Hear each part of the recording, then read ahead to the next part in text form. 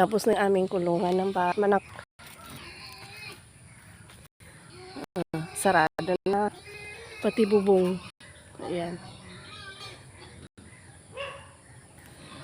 Ang cute ng balay-balay.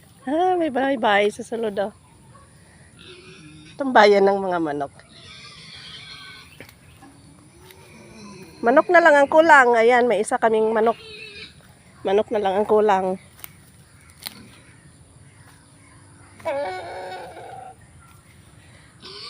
Ayan.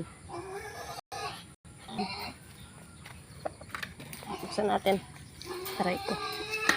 No!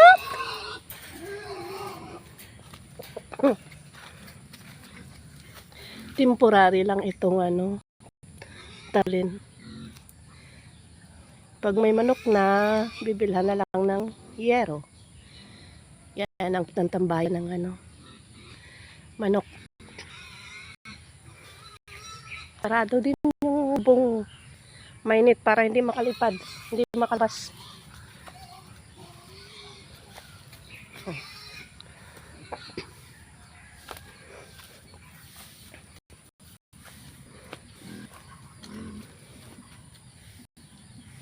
Thank you kay tatay sa pagtulong sa akin paggawa ng aking kulungan ng manok.